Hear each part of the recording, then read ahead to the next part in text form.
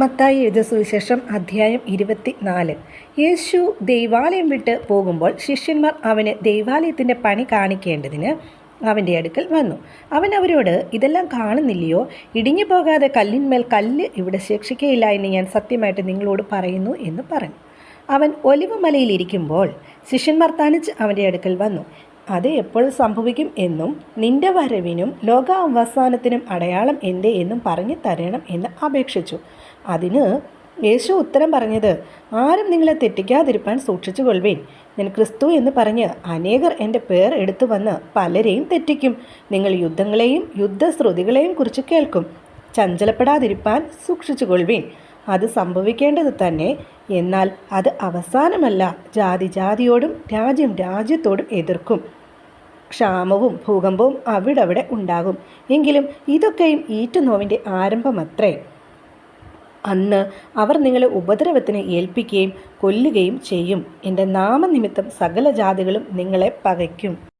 പലരും ഇടറി അന്യോന്യം ഏൽപ്പിച്ചു കൊടുക്കുകയും അന്യോന്യം പകയ്ക്കുകയും ചെയ്യും. കള്ളപ്രവാചകന്മാർ പലരും വന്ന് അനേകരെ തെറ്റിക്കും. അധർമ്മം പെരുകുന്നത് കൊണ്ട് അനേകരുടെ സ്നേഹം തണുത്തു പോകും. എന്നാൽ അവസാനത്തോളം സഹിച്ചു നിൽക്കുന്നവൻ രക്ഷിക്കപ്പെടും. രാജ്യത്തിൻ്റെ ഈ സുവിശേഷം സകല ജാതികൾക്കും സാക്ഷ്യമായി ഭൂലോകത്തിലൊക്കെയും പ്രസംഗിക്കപ്പെടും. അപ്പോൾ അവസാനം വരും. എന്നാൽ ദാനിയേൽ പ്രവാചകൻ മുഖാന്തരം അരുളി ചെയ്തതുപോലെ ശൂന്യമാക്കുന്ന മ്ലേച്ഛത വിശുദ്ധ സ്ഥലത്തിൽ നിൽക്കുന്നത് നിങ്ങൾ കാണുമ്പോൾ വായിക്കുന്നവൻ ചിന്തിച്ചു കൊള്ളട്ടെ. അന്ന് യഹൂദയിലുള്ളവർ മലകളിലേക്ക് ഓടിപ്പോകട്ടെ. വീട്ടിന്മേൽ ഇരിക്കുന്നവൻ വീട്ടിലുള്ളത് എടുക്കേണ്ടതിന് ഇറങ്ങരുത്. വയലിലുള്ളവൻ വസ്ത്രമെടുപ്പാൻ മടങ്ങിപ്പോകരുത്. ആ കാലത്ത് ഗർഭിണികൾക്കും മുല കുടിപ്പിക്കുന്നവർക്കും അയ്യോ കഷ്ടം. എന്നാൽ നിങ്ങളുടെ ഓടിപ്പോക്ക് ശീതകാലത്തോ ശബത്തിലോ സംഭവിക്കാതിരിപ്പാൻ പ്രാർത്ഥിപ്പിൻ. ലോകാരംഭം മുതൽ ഇന്നുവരെയും സംഭവിച്ചിട്ടില്ലാത്തതും ഇനിമേൽ സംഭവിക്കാത്തതും ആയ വലിയ കഷ്ടം അന്നുണ്ടാകും. ആ നാളുകൾ ചുരുങ്ങാതിരുന്നാൽ ഒരു ജഡവും രക്ഷിക്കപ്പെടുകയില്ല. വൃദ്ധന്മാർ നിമിത്തമോ ആ നാളുകൾ ചുരുങ്ങും.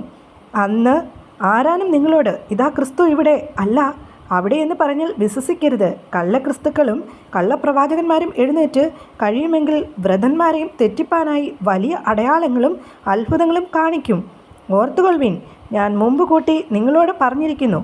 ആകയാൽ നിങ്ങളോട്, അതാ അവൻ മരുഭൂമിയിൽ എന്ന് പറഞ്ഞാൽ പുറപ്പെടരുത്. ഇതാ അറകളിൽ എന്ന് പറഞ്ഞാൽ വിശ്വസിക്കരുത്. മിന്നൽ കിഴക്ക് നിന്ന് പുറപ്പെട്ട് പടിഞ്ഞാറോളം വിളങ്ങും പോലെ മനുഷ്യപുത്രൻ്റെ വരവ് ആകും. ശവം ഉള്ളിടത്ത് കഴുക്കൽ കൂടും. ആ കാലത്തിലെ കഷ്ടം കഴിഞ്ഞ ഉടനെ സൂര്യൻ ഇരുണ്ടു പോകും, ചന്ദ്രൻ പ്രകാശം കൊടുക്കാതിരിക്കും, നക്ഷത്രങ്ങൾ ആകാശത്ത് നിന്ന് വീഴും, ആകാശത്തിലെ ശക്തികൾ ഇളകിപ്പോകും. അപ്പോൾ മനുഷ്യപുത്രൻ്റെ അടയാളം ആകാശത്ത് വിളങ്ങും. അന്നു ഭൂമിയിലെ സകല ഗോത്രങ്ങളും പ്രലാപിച്ചും കൊണ്ട് മനുഷ്യപുത്രൻ ആകാശത്തിലെ മേഘങ്ങളിന്മേൽ മഹാശക്തിയോടും തേജസ്സോടും കൂടെ വരുന്നത് കാണും. അവൻ തൻ്റെ ദൂതന്മാരെ മഹാകാഹളധ്വനിയോടും കൂടെ അയക്കും. അവർ അവൻ്റെ വ്രതന്മാരെ ആകാശത്തിൻ്റെ അറുതി മുതൽ അറുതി വരെയും 4 ദിക്കിൽ നിന്നും കൂട്ടിച്ചേർക്കും. അത്തിയെ നോക്കി ഒരു ഉപമ പഠിപ്പിൻ. അതിൻ്റെ കൊമ്പ് ഇളതായി ഇല തളിർക്കുമ്പോൾ വേനൽ അടുത്തു എന്ന് നിങ്ങൾ അറിയുന്നുവല്ലോ. അങ്ങനെ നിങ്ങൾ ഇതൊക്കെയും കാണുമ്പോൾ അവൻ അടുക്കെ വാതിൽക്കൽ തന്നെ ആയിരിക്കുന്നു എന്ന് അറിഞ്ഞുകൊള്ളുവിൻ. ഇതൊക്കെയും സംഭവിക്കുവോളം ഈ തലമുറ ഒഴിഞ്ഞു പോകുകയില്ല എന്ന് ഞാൻ സത്യമായിട്ട് നിങ്ങളോട് പറയുന്നു. ആകാശവും ഭൂമിയും ഒഴിഞ്ഞു പോകും, എൻ്റെ വചനങ്ങളോ ഒഴിഞ്ഞു പോകുകയില്ല. ആ നാളും നാഴികയും സംബന്ധിച്ചോ എൻ്റെ പിതാവ് മാത്രമല്ലാതെ ആരും സ്വർഗത്തിലെ ദൂതന്മാരും പുത്രനും കൂടെ അറിയുന്നില്ല. നോഹയുടെ കാലം പോലെ തന്നെ മനുഷ്യപുത്രൻ്റെ വരവും ആകും. ജലപ്രളയത്തിന് മുമ്പുള്ള കാലത്ത് നോഹ പെട്ടകത്തിൽ കയറിയ നാൾ വരെ അവർ തിന്നും കുടിച്ചും വിവാഹം കഴിച്ചും വിവാഹത്തിന് കൊടുത്തും പോന്നു. ജലപ്രളയം വന്ന് എല്ലാവരെയും നീക്കിക്കളയുവോളം അവർ അറിഞ്ഞതുമില്ല. മനുഷ്യപുത്രൻ്റെ വരവും അങ്ങനെ തന്നെ ആകും.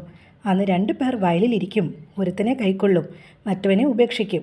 2 പേർ ഒരു തിരിക്കലിൽ പൊടിച്ചുകൊണ്ടിരിക്കും. ഒരുത്തിയെ കൈക്കൊള്ളും, മറ്റവളെ ഉപേക്ഷിക്കും. നിങ്ങളുടെ കർത്താവ് ഏത് ദിവസത്തിൽ വരുന്നു എന്ന് നിങ്ങൾ അറിയായക കൊണ്ട് ഉണർന്നിരിപ്പിൻ. കള്ളൻ വരുന്ന യാമം ഇന്നതെന്ന് വീട്ടുടയവൻ അറിഞ്ഞുവെങ്കിൽ അവൻ ഉണർന്നിരിക്കുകയും തൻ്റെ വീട് തുറക്കുവാൻ സമ്മതിക്കാതിരിക്കുകയും ചെയ്യും എന്ന് അറിയുന്നുവല്ലോ. അങ്ങനെ നിങ്ങൾ നനയ്ക്കാത്ത നാഴികയിൽ മനുഷ്യപുത്രൻ വരുന്നതുകൊണ്ട് നിങ്ങളും ഒരുങ്ങിയിരിപ്പിൻ. എന്നാൽ യജമാനൻ തൻ്റെ വീട്ടുകാർക്ക് തത്സമയത്ത് ഭക്ഷണം കൊടുക്കേണ്ടതിന് അവരുടെ മേൽ ആക്കിവെച്ച വിശ്വസ്തനും ബുദ്ധിമാനും ആയ ദാസൻ ആർ? യജമാനൻ വരുമ്പോൾ അങ്ങനെ ചെയ്തു കാണുന്ന ദാസൻ ഭാഗ്യവാൻ. അവൻ അവനെ തനിക്കുള്ള സകലത്തിന്മേലും യജമാനൻ ആക്കി വയ്ക്കുമെന്ന് ഞാൻ സത്യമായിട്ട് നിങ്ങളോട് പറയുന്നു. എന്നാൽ അവൻ ദുഷ്ടദാസനായി യജമാനൻ വരുവാൻ താമസിക്കുന്നു എന്ന് ഹൃദയം കൊണ്ട് പറഞ്ഞ് കൂട്ടുദാസന്മാരെ അടിപ്പാനും കുടിയാന്മാരോട് കൂടി തിന്നുകുടിപ്പാനും തുടങ്ങിയാൽ ആ ദാസൻ നിരൂപിക്കാത്ത നാളിലും അറിയാത്ത നാഴികയിലും യജമാനൻ വന്ന് അവനെ ദണ്ഡിപ്പിച്ച് അവന് കപടഭക്തിക്കാരോട് കൂടെ പങ്ക് കൽപ്പിക്കും. അവിടെ കരച്ചിലും പല്ലുകടിയും ഉണ്ടാകും. ആമേൻ.